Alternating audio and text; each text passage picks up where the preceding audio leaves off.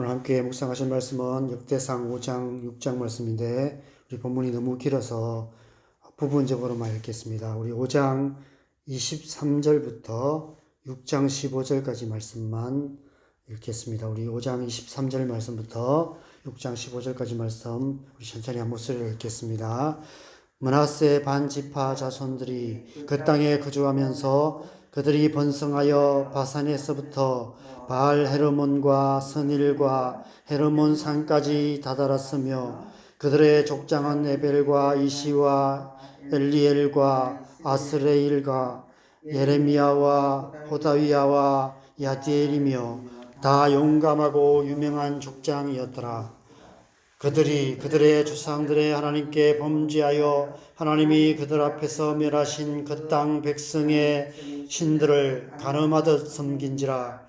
그러므로 이스라엘 하나님이 아수르 왕 불의 마음을 일으키시며 아수르 왕 디글랏 빌레셀의 마음을 일으키심에 곧 르벤과 갓과 므낫세 반지파를 사로잡아 할라와 하볼과 가라와 고산 강가에 옮긴지라. 그들이 오늘까지 거기에 있으니라. 레위의 아들들은 게르손과 그앗과 므라리요 그앗의 아들들은 아므람과 이스할과 헤브론과 우시엘이요 아므람의 자녀는 아론과 모세와 미리암이요 아론의 자녀는 나답과 아비우와 엘르아살과 이다말이며 엘르아살은 비나스를 낳고 비나스는 아비수아를 낳고 아비수아는 붓기를 낳고 붓기는 우시를 낳고 우시는 스라이야를 낳고 스라이야는 무라요스를 낳고 무라요스는 아마랴를 낳고 아마랴는 아이둡을 낳고 아이둡은 사독을 낳고 사독은 아이마아스를 낳고 아이마아스는 아사랴를 낳고 아사랴는 요하난을 낳고 요하난은 아사랴를 낳았으니 이 아사랴는 솔로몬이 예루살렘에 세운 성전에서 제사장의 직분을 행한 자이며 아사랴는 아마랴를 낳고 아마랴는 아히둡을 낳고 아히둡은 사독을 낳고 사독은 살룸을 낳고 살룸은 힐기야를 낳고 힐기야는 아사랴를 낳고 아사랴는 스레야를 낳고 스레야는 여호사닥을 낳았으며 여호와께서 느부갓네살의 손으로 유다와 예루살렘 백성을 옮기실 때에 여호사닥도 가니라. 아멘. 하나님은 어떤 분이십니까? 하나님은 역사의 주관자가 되시는 분이십니다. 이 땅의 역사는 목적도 없이 방향도 없이 아무렇게나 흘러가는 무의미한 역사가 아닙니다. 이 세상 모든 역사는 역사의 주관자 되시는 하나님의 손 안에 있는 역사입니다. 모든 강물이 결국 바다로 흘러가듯이 하나님의 크신 섭리의 손길이 이 땅의 역사를 이끌어 하나님 나라를 이루어가고 계시는 것입니다. 이 역대상 말씀을 묵상하시는 동안 온당과 열방 가운데 역사하시는 하나님의 섭리의 손길을 발견하시며 또 우리의 삶 속에 이 나라의 역사 가운데 또 오늘 하루 우리의 삶 속에 역사하시는 그 하나님의 섭리의 손길을 발견하시는 복된 시간 되시기를 바랍니다. 오늘 본문도 어제에 이어서 2장이나 되는 긴 본문입니다. 절수로는 어제보다 훨씬 긴 107절이나 됩니다.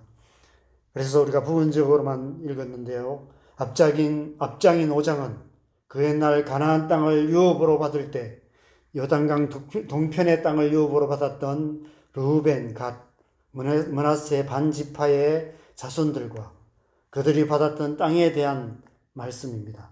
그리고 6장은 레위 자손들과 그들이 받았던 성읍들과 초원들에 대한 말씀을 기록하고 있습니다. 그 가운데 특별히 우리가 함께 읽었던 6장 1절에서 15절 말씀은 레위 자손 중에서도 아론의 자손들, 곧 제사장의 족보를 기록하고 있습니다.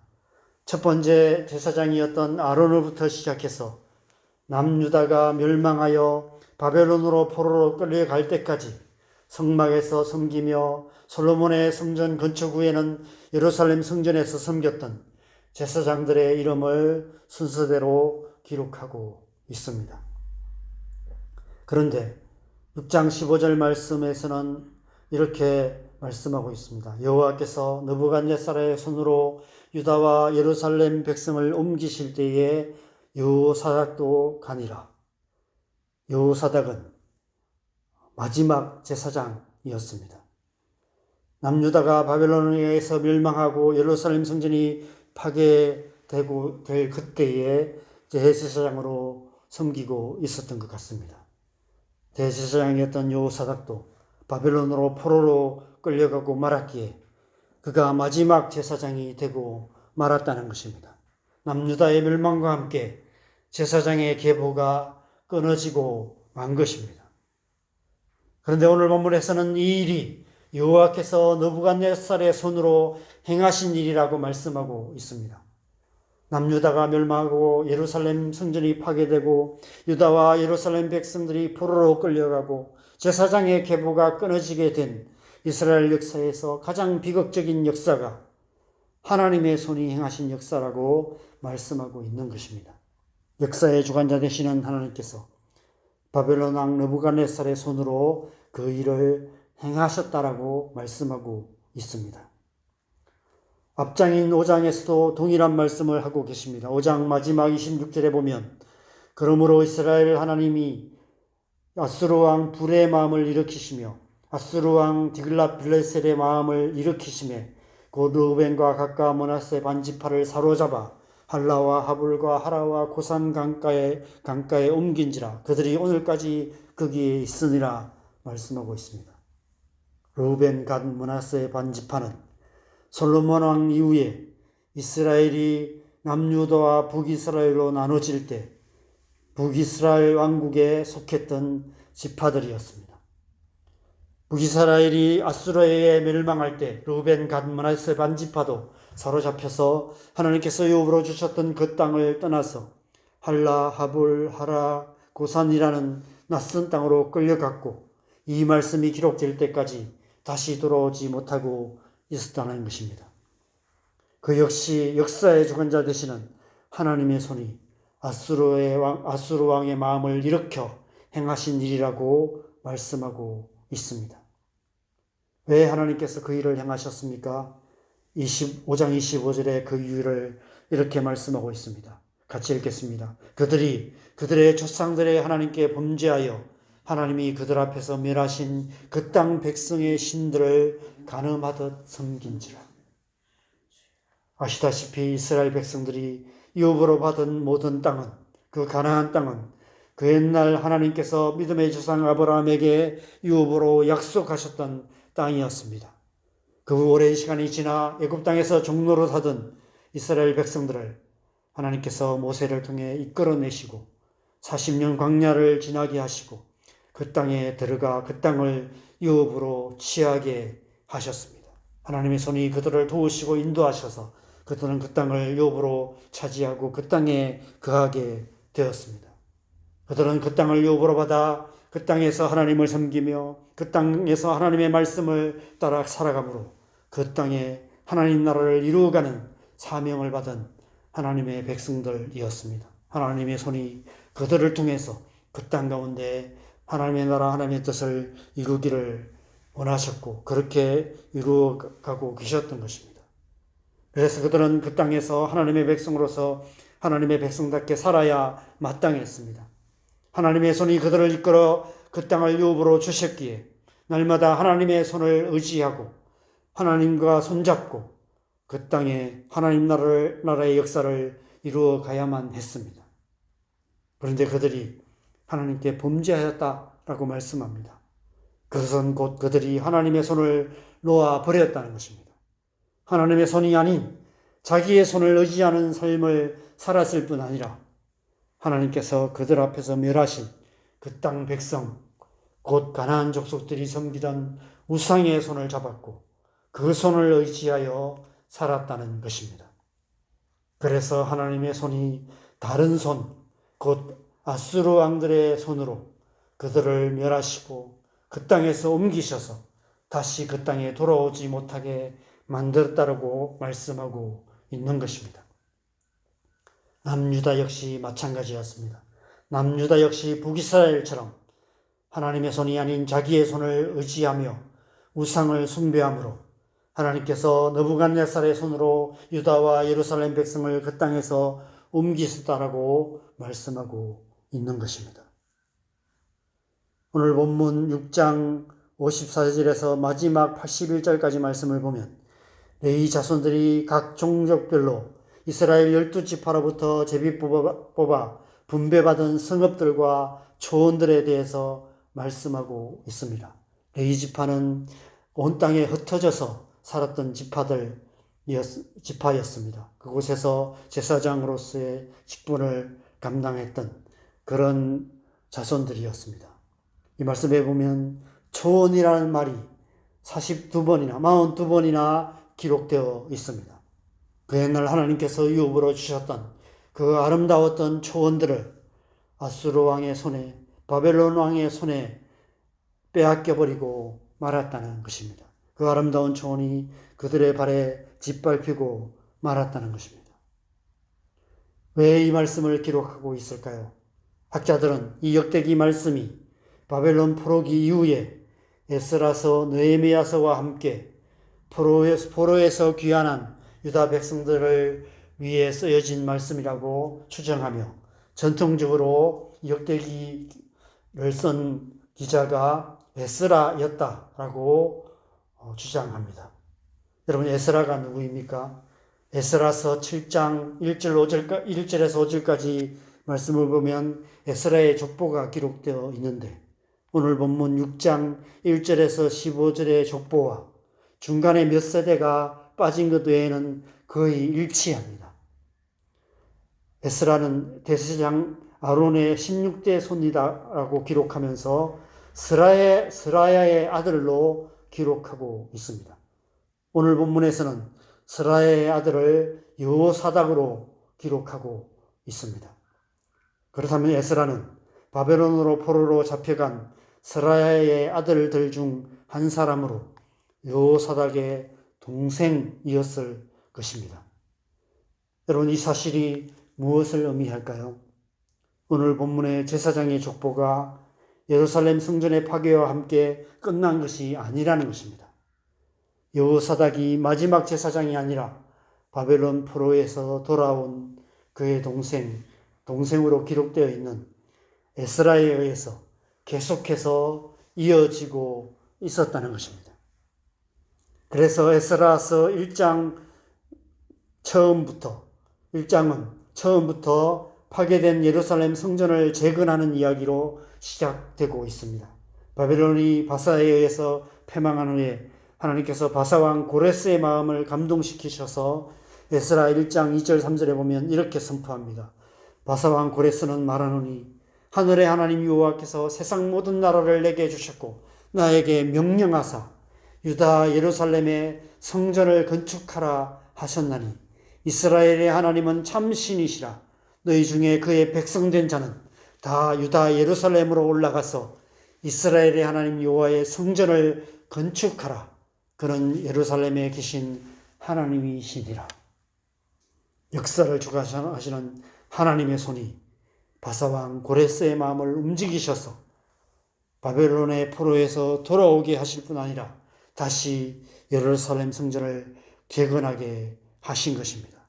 그래서 다시 에스라를 통해서 제사장의 계보를 이어가게 하셨다는 것입니다. 그래서 역사 속에서 그 제사장의 계보가 계속 이어지게 되었던 것입니다. 하나님께서 다시 하나님의 백성 이스라엘의 목자가 되셔서 그들을 푸른 초장, 쉴만한 물가로 인도하시기 시작하셨다는 것입니다. 그래서 오늘 본문 마지막에서 그 옛날 레위 자손들이 유업으로 받았던 초원들을 말씀하고 있는 것입니다. 선한 목자 되시는 하나님께서 다시 그들을 저 푸른 초원 위에 양떼처럼 누이게 하실 것을 믿고 소망하며 저 초원 위에 번성하게 될 것을 소망하며 하나님 나라의 회복에 대한 비전을 바라보며 이 말씀을 기록하고 선포하고 있는 것입니다.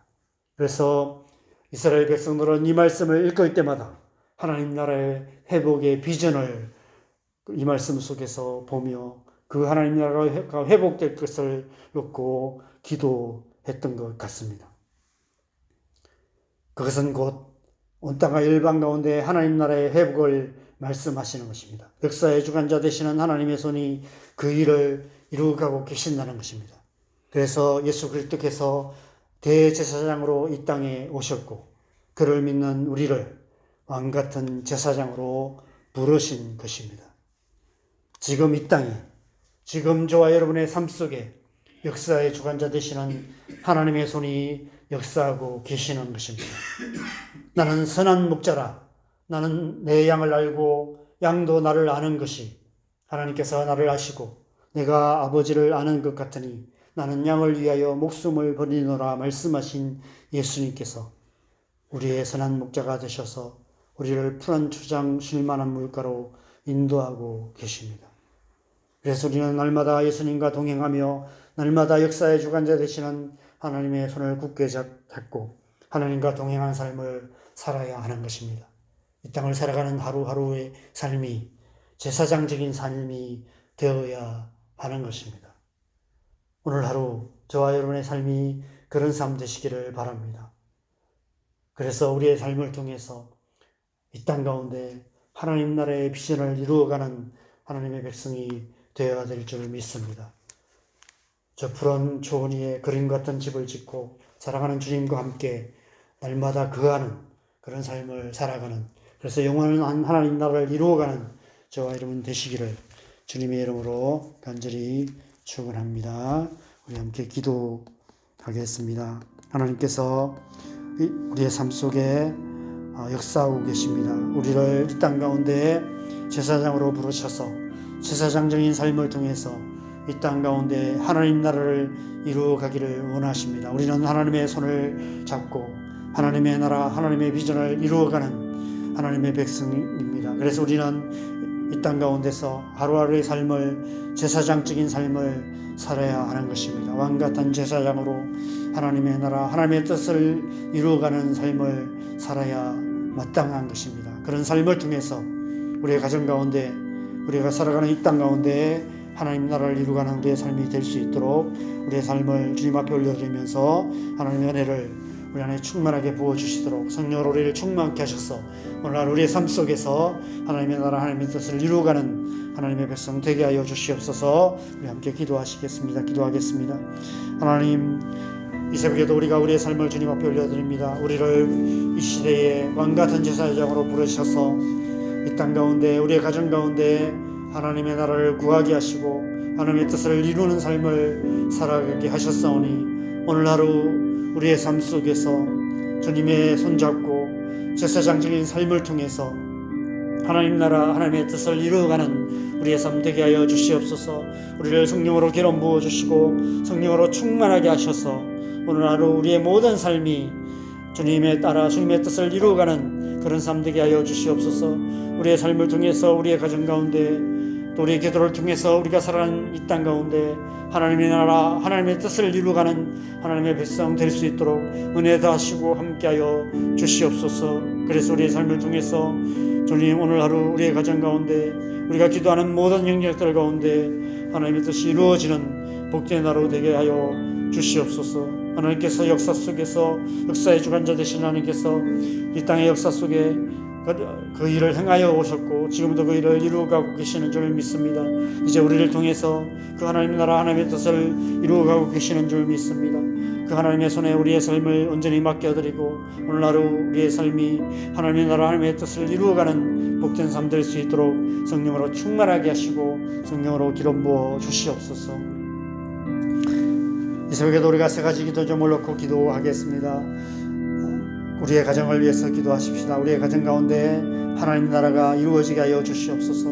우리의 가정이 정말 하나님의 은혜가 풍성한 저 푸른 초원 같은 그런 하나님의 비전이 이루어지는 그런 가정 될 수 있도록 하나님 알지 못하는 가족들이 속히 주님 앞에 나오게 하시고 하나님으로부터 멀어져 있는 신앙이 하나님의 그 나라를 구하는 신앙으로 회복될 수 있도록 기도하시고 우리의 자녀들 가운데 성령의 은혜를 부어주셔서 우리의 자녀들이 하나님의 자녀로 주님 굳건하게 설 수 있도록 은혜 베풀어 주시도록 기도하십시다. 우리의 교회를 위해서 기도하겠습니다. 우리의 교회 남산교회 이 땅에 있는 많은 교회들 하나님의 은혜 부어주셔서 그 하나님 나라의 비전을 이루어가는 그런 교회 되게 하여 주시도록 기도하십시다. 이 나라의 민족을 위해서 기도하겠습니다. 새로운 대통령이 뽑혔는데 하나님께서 하나님의 은혜로 붙들어 주셔서 하나님 또 하나님 나라 하나님의 뜻을 이루어가는 역사가 일어날 수 있도록, 그래서 남과 북이 하나 되어서 열방을 축복하는 통일한국의 꿈이 비전이 이루어지는 그런 시대, 새 시대가 열리실 수 있도록 하나님의 강한 손으로 붙드시고 역사하시고 주님 일하여 주시도록, 자 우리 함께 기도하시고 자 이렇게 기도하시다가 돌아가시면 되겠습니다. 기도하겠습니다.